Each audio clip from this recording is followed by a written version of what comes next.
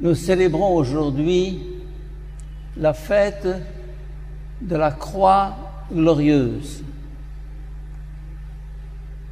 En quoi la croix est-elle glorieuse? Nous avons tous vu dans Internet des gens en Irak ou en Syrie crucifiés aujourd'hui. C'est horrible. Et Jésus a voulu vivre cette réalité de la croix qui est le pire des supplices qui était réservé aux esclaves, car les citoyens romains n'étaient pas condamnés à la croix. Il a voulu vivre cela pour une raison mystérieuse. Et on se demande en quoi l'Église peut prétendre que cette croix est glorieuse. Glorieuse en quoi? C'est le dernier des supplices. C'est la déchéance, la décadence. C'est pas simplement le fait d'être exposé tout nu devant le public, la foule. La croix est l'aboutissement d'un échec retentissant. Christ a échoué, lamentablement, dans sa mission, dans sa vie, dans sa prédication, dans son projet. C'est l'échec.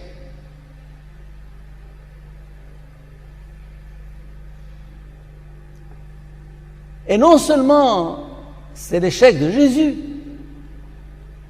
mais pendant 3 siècles, l'Église a vécu une persécution systématique.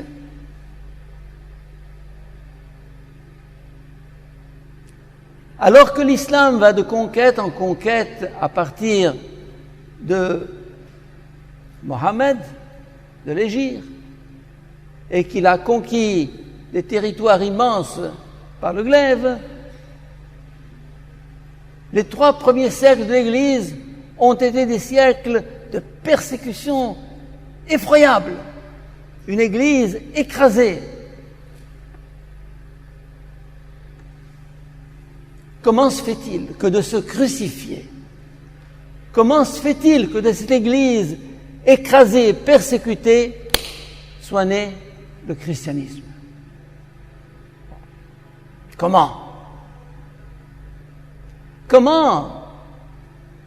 La grande question, un grand point d'interrogation, comment est-ce possible?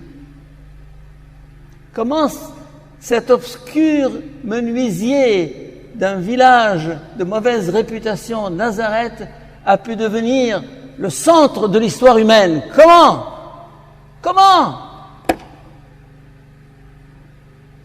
Ouvrez n'importe quel dictionnaire, n'importe quelle encyclopédie, et vous verrez que tous les hommes de tous les temps se répartissent entre avant Jésus-Christ, après Jésus-Christ. Avant Jésus-Christ, après Jésus-Christ. Qui est ce Jésus-Christ qui a divisé l'histoire en 2? Qui est-il? Comment?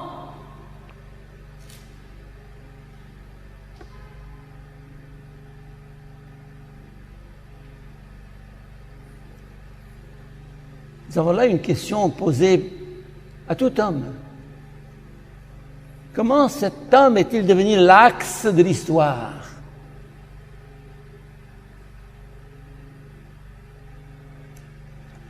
Par ce mystère de la croix. Mais qu'est-ce que c'est que ce mystère de la croix? Et pourquoi cette croix représente le grand triomphe? Pourquoi le grand échec représente le grand triomphe? C'est là.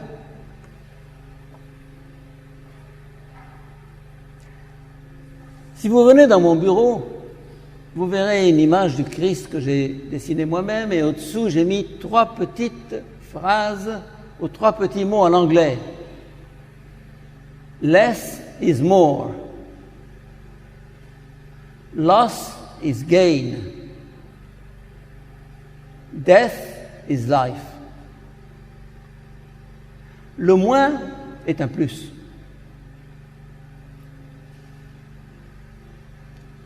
L'échec est un triomphe. La mort, c'est la vie. Oui. Oui. Et c'est là, justement, le cœur du christianisme. En mourant, le Christ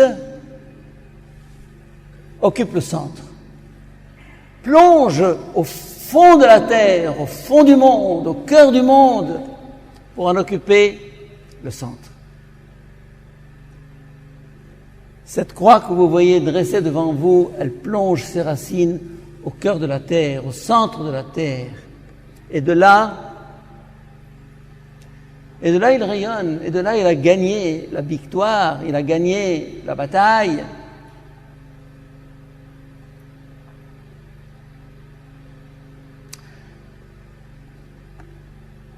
Et à partir de là, celui qui croit dans ce mystère a en lui une espérance indéracinable. Quoi qu'il arrive, quoi qu'il m'arrive, quoi qu'il se passe dans le monde ou en moi ou dans ma vie, je suis gagnant. Je suis gagnant. Je suis malade. C'est pas bien d'être malade. Mais si je vis ça dans le mystère de la croix du Christ, je sais que cette maladie est un plus. Less is more. Comment? Ce que je perds à un niveau, je le gagne à un autre. Oui. La foi consiste à croire que je suis toujours gagnant, quoi qu'il arrive. J'ai échoué à l'examen, c'est catastrophique. Vous avez peut-être fait l'expérience. Eh bien, à travers ça, je découvrirai une réalité nouvelle. Il y a quelques jours, je voyais un petit film, une petite vidéo sur Hawking. Quel est son prénom? Peu importe. L'anglais, génial, super génial, qui est complètement paralysé sur son fauteuil et qui de là est devenu le plus grand astrophysicien du monde. Écrasé par la maladie, impuissant par la paralysie, il a développé un génie créateur incroyable. Il découvre l'univers alors qu'il est cloué sur sa chaise roulante. Il ne peut remuer qu'un ou deux doigts. Et à partir de là, il a découvert les mystères de l'univers.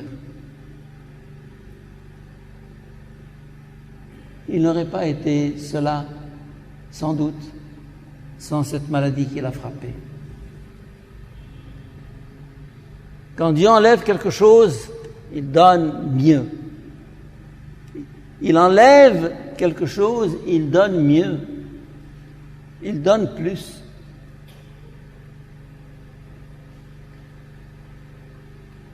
L'Église ne se serait pas répandue dans le monde s'il n'avait pas été frappée pendant ces 300 ans. Et c'est à partir de là qu'elle a pris son essor, elle a pris son élan.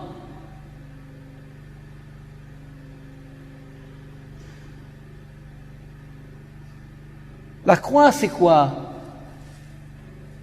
La croix, c'est ce qu'il y a de plus terrible, de plus négatif.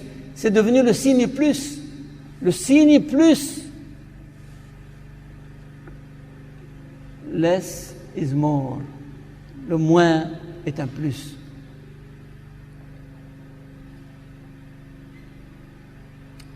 Et par sa mort, le Christ occupe le centre, comme je le disais.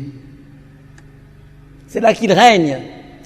S'il n'avait pas passé par là, il aurait été dans le cycle, dans la succession des rois, des empereurs, des leaders, des penseurs. Et il serait mort comme est mort Aristote, Platon, Pythagore, Napoléon et les autres. Il serait entré dans le cycle des générations, dans la succession des hommes. Non. Il a choisi de tout perdre pour tout gagner. Dans la première lecture d'aujourd'hui,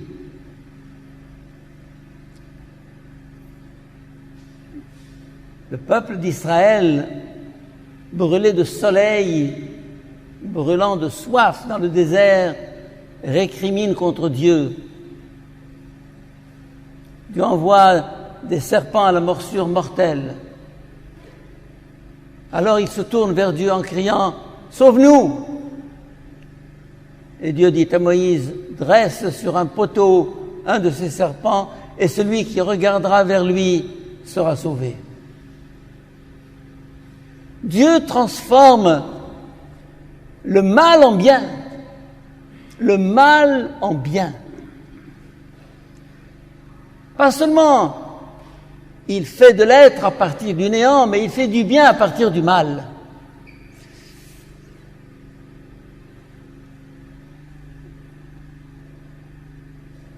J'ai parlé de la maladie, je peux parler du péché, la faute, qui est non seulement le mal physique, mais le mal moral. Eh bien, Dieu me dit, ton péché peut être la blessure par laquelle la grâce jaillira dans ta vie. Le péché peut être la blessure par laquelle la grâce jaillira dans ta vie. Il n'y a rien à regretter. Oui, il faut regretter son péché, mais en même temps, dans l'espérance. L'espérance. Et l'espérance, nous dit saint Paul, ne trompe pas.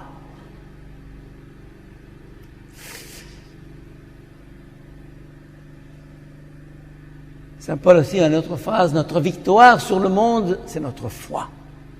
Je crois. Vous voyez ce qui se passe en Syrie et en Irak. Épouvantable, horrible.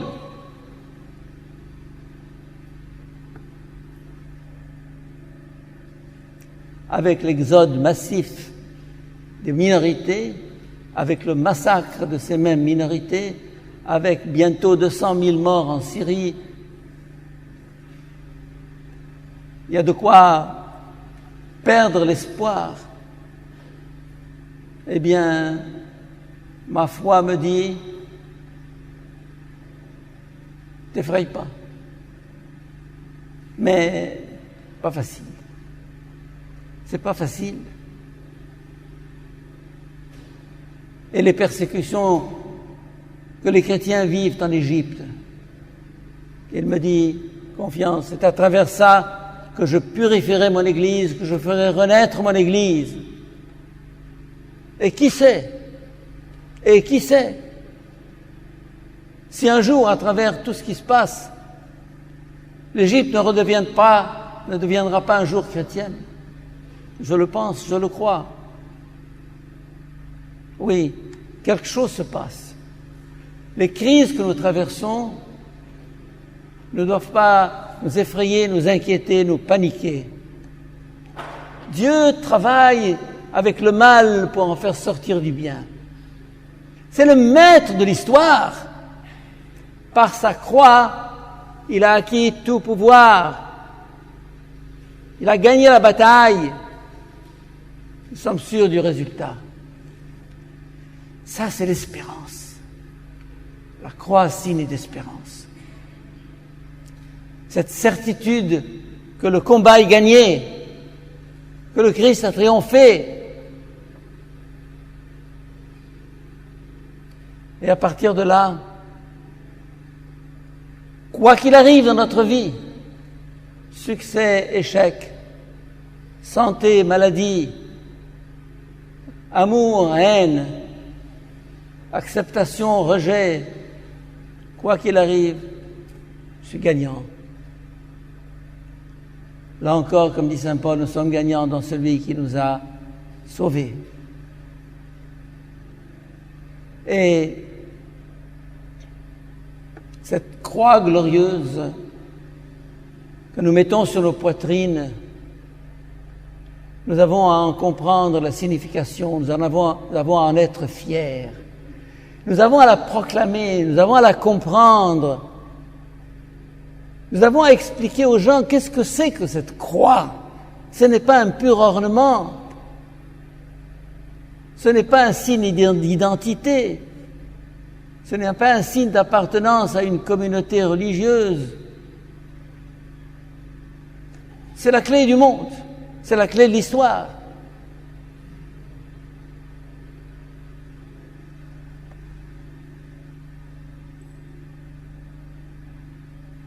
Le moins est un plus. L'échec est un succès. La mort, c'est la vie. Tel est le sens de cette croix que nous marquons sur nos fronts et sur notre corps lorsque nous disons au nom du Père et du Fils et du Saint-Esprit. Amen.